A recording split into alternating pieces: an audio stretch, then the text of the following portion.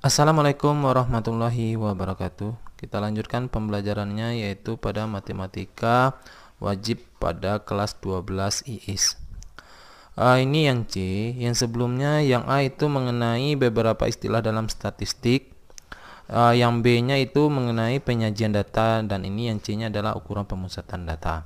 Dan yang sebelumnya kita sudah mempelajari mengenai penyajian data. Penyajian data itu terbagi atas dua, yaitu penyajian data dalam bentuk diagram dan penyajian data dalam bentuk tabel. Kalau dalam bentuk diagram itu terbagi atas tiga, yaitu diagram batang, diagram garis, dan diagram lingkaran. Lalu penyajian data dalam bentuk tabel itu dibagi atas dua, yaitu daftar distribusi frekuensi data tunggal dan daftar distribusi frekuensi data berkelompok. Dan ukuran pemusatan data itu juga terbagi atas dua. Ada ukuran pemusatan data untuk data tunggal dan ada ukuran pemusatan data untuk data berkelompok. Yang nomor satu kita bahas satu-satu ya.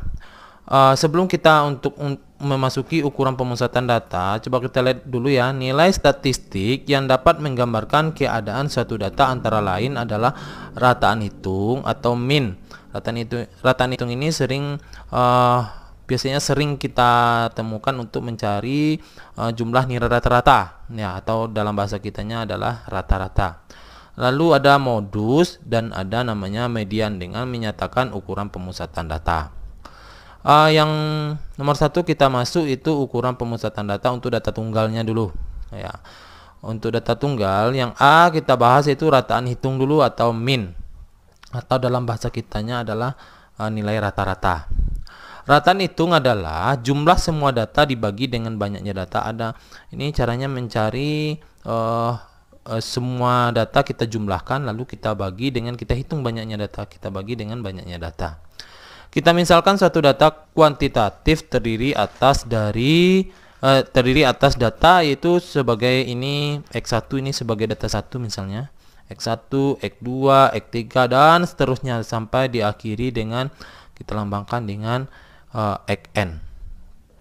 Rataan hitung data tersebut adalah sebagai berikut. Nah, ini kalau kita mencari rataan hitungnya atau nilai rata-ratanya atau disingkat ini adalah X bar namanya.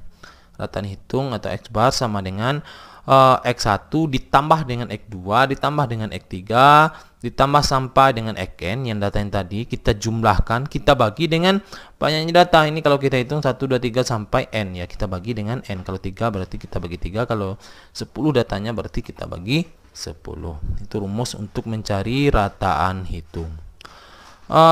Langsung saja kita masuk ke contoh soal. Nomor 1, tentukanlah rataan hitung dari data berikut. Itu datanya 3, 4, 3, 7, 8, 6, 65. Berikutnya yang nomor 2 adalah tentukan rataan hitung dari data berikut. Ini datanya 44, 55, 5, 66, 7, 7, 7, 8, 9, 9 dan 10. Ya, langsung saja kita melihat pembahasannya. Untuk penyelesaiannya diketahui nomor 1 yang diketahui datanya seperti ini 3, 4, 3, 7, 8, 6, 6, 5. Ini sebenarnya datanya belum terurut ya. Sebenarnya kalau tidak terurut juga nggak masalah, langsung kita mencari nilai rata-ratanya. Tetapi lebih bagusnya kita urutkan dulu dari yang data yang terkecil sampai data yang terbesar. Jika kita urutkan itu datanya menjadi seperti ini 3, 3, 3-nya 2 buah. Lalu kita urutkan ya 3, 3, lalu 4, 5, 6, 6, 7, 8 ya. Ini datanya sudah kita urutkan. Kalau banyaknya data berapa ini? Banyaknya data adalah 8 buah ya, banyaknya data 8 buah. Langsung saja kita masuk ke rumusnya adalah X bar atau rata-rata sama dengan X1 ditambah dengan X2 tambah X3 tambah dengan sampai Xn dibagi dengan banyaknya data adalah N. Maka X barnya atau rata-ratanya sama dengan ya, kita masukkan angka yang tadi yang sudah kita urutkan tadi 3 ditambah dengan 3 ditambah dengan 4 ditambah dengan 5 tambah dengan 6 tambah dengan 6 tambah dengan 7 tambah dengan 8 dibagi dengan, kita hitung banyaknya data ini ada 1, 2, 3, 4, 5, 6, 7, 8, berarti kita bagi dengan 8. Maka ini kalau kita jumlahkan 3 tambah 3 tambah 4 tambah 5 tambah 6 tambah 6 tambah 7 tambah 8 itu jumlahnya adalah 42 dibagi dengan 8, maka nilainya adalah 5,25. 42 dibagi dengan 8 hasilnya adalah 5,25. maka nilai rata-ratanya atau X-bar-nya sama dengan 5,25. Ini saya rasa sangat mudah sekali karena sudah biasa dalam kehidupan sehari-hari. Yang nomor 2, diketahui datanya adalah 4, 4, 5, 5, 5, 6, 6, 7, 7, 7, 8, 9, 9, 10. Ini datanya sudah terurut, jadi kalau sudah terurut tidak perlu kita urutkan lagi ya. Langsung saja kita masukkan ke dalam rumusnya. X bar sama dengan X1 ditambah dengan X2 ditambah dengan X3 ditambah dengan sampai Xn dibagi dengan banyaknya data adalah N. Lalu ini X bar sama dengan kita jumlahkan banyaknya data, yaitu 4 ditambah dengan 4 ditambah dengan 5 tambah dengan 5 tambah dengan 5 tambah dengan 6 dan seterusnya sampai ada 10. Ini kalau banyaknya data berapa ini kalau kita hitung? 1, 2, kalau kita hitung 1, 2, 3, 4, 5, 6, 7, 8, 9, 10. 11, 12, 13, 14. Ini banyaknya data dalam 14 ini salah buat ya, bukan 8, tetapi ini adalah 14 buah, berarti 14 pembaginya dalam 14 bukan 8. Jadi 14. Lalu maka X bar-nya sama dengan ini kalau kita jumlahkan 44 sampai seterusnya itu nilainya adalah 92. Maka banyaknya 92 dibagi dengan banyaknya data dalam 14. Jadi 92 dibagi dengan 14. Maka hasilnya X bar-nya atau rata-ratanya sama dengan 6,57. Ya, maka hasilnya adalah 6,57. Lalu kita lanjutkan untuk yang B-nya yang tadi rataan hitung atau min. Yang ini ada namanya modus atau disingkat MU ya, modus.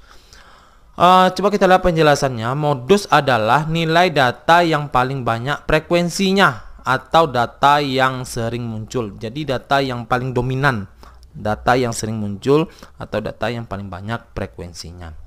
Langsung saja ke contoh soal. Tentukanlah modus dari data berikut. Ini datanya 22, 4, 6, 6, 6, 7, 7, 8, 8. Ini juga sudah terurut ya.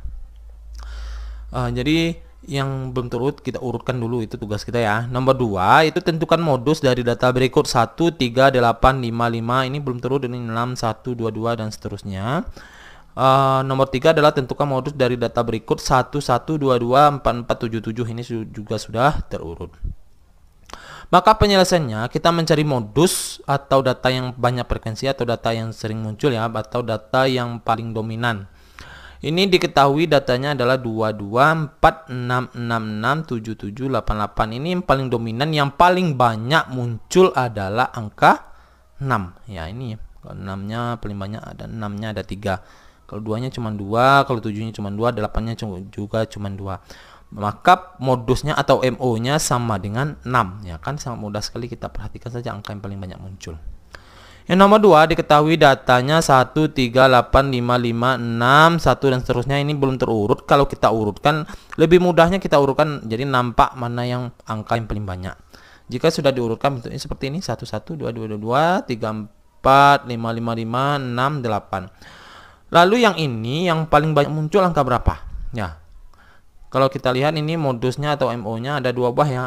Ada angka 2 itu ada 3 buah munculnya, lalu atau yang 5 frekuensinya atau angkanya munculnya ada 3 buah. Maka modusnya ada 2 buah, angka 5, angka 2 dengan angka 5. Maka modusnya adalah 2 dan 5. Yang nomor 3 diketahui datanya 1, 1, 2, 2, 4, 4, 7, 7. Ini datanya sudah terurut ya, tidak perlu kita urutkan lagi. Lalu modusnya atau MO-nya yang paling banyak muncul apa? Ini hampir sama semua ya. Kalau sama semua ini bisa semuanya menjadi modus, atau kita buat tidak ada juga bisa ya, tidak, karena tidak ada yang paling banyak yang munculnya.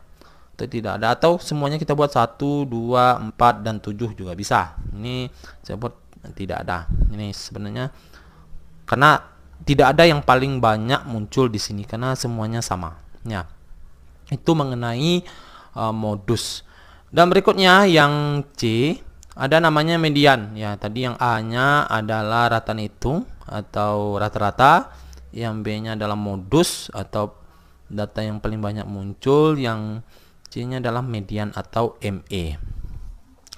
Median adalah suatu nilai yang membagi data menjadi 2 bagian yang sama banyak setelah data tersebut diurutkan dari yang terkecil hingga yang terbesar. Ini juga kita urutkan. Jadi ada data, nanti kita urutkan dari yang terkecil sampai yang terbesar.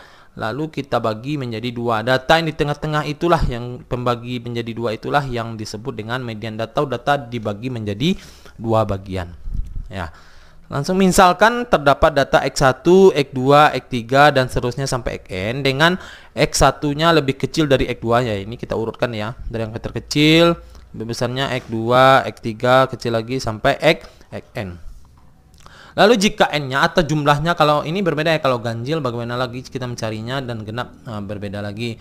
Jika n-nya ganjil atau jumlah dari datanya adalah ganjil, maka kita gunakan untuk mencarinya ME sama dengan X. Ini n-nya n ditambah dengan 1 dibagi dengan 2. Jika n-nya genap, ya kalau genap maka mencari mediannya atau ME-nya sama dengan setengah.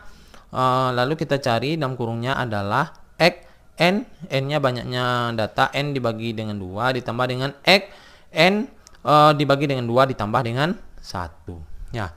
Nomor 1 langsung saja masuk kita ke contoh soal. Nomor 1, tentukanlah median dari data berikut. Itu datanya adalah 2, 4, 3, 3, 7, 2, 6, 12, 8. Ini belum terurut ya, nanti kita urutkan. Yang nomor 2 adalah tentukanlah median dari data berikut. 4, 8, 7, 3, 6. Ini juga belum terurut ya. Ya, kalau belum terurut nanti juga kita harus urutkan. Ya, langsung saja kita masuk ke penyelesaiannya ya.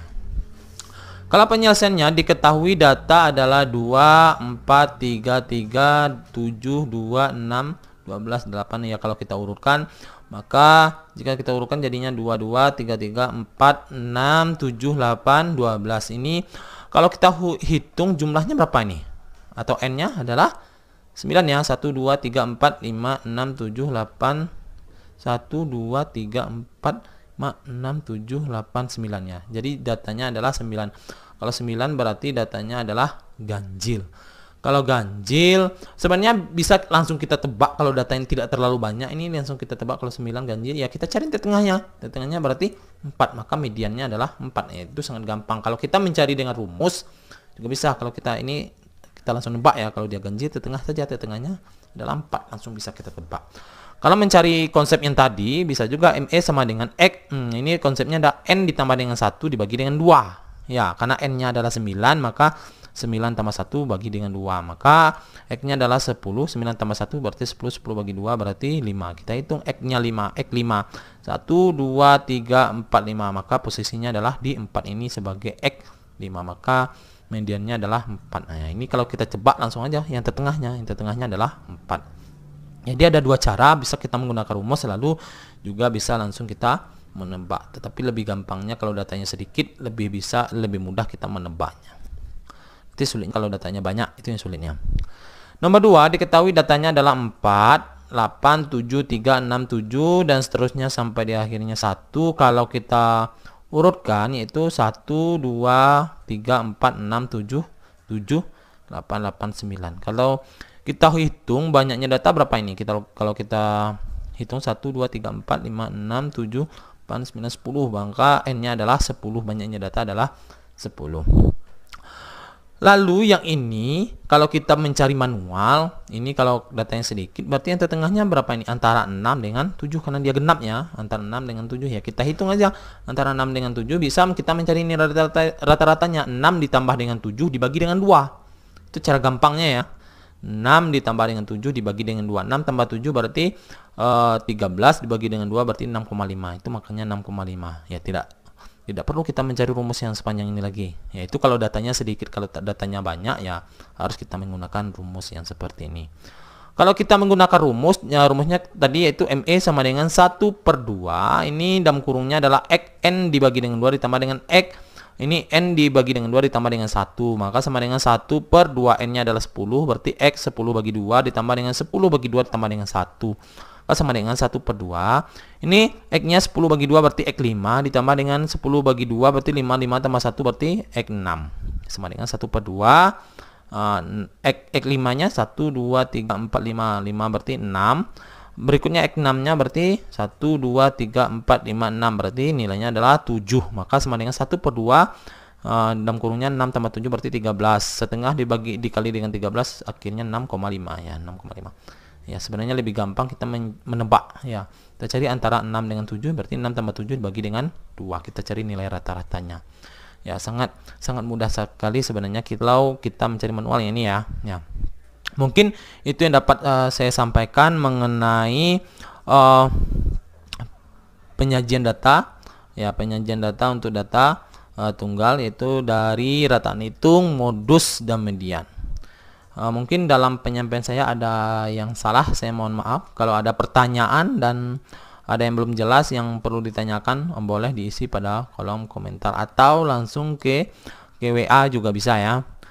Ya, mungkin sekian dari saya. Lebih dan kurangnya saya mohon maaf. Saya tutup dengan assalamualaikum warahmatullahi wabarakatuh.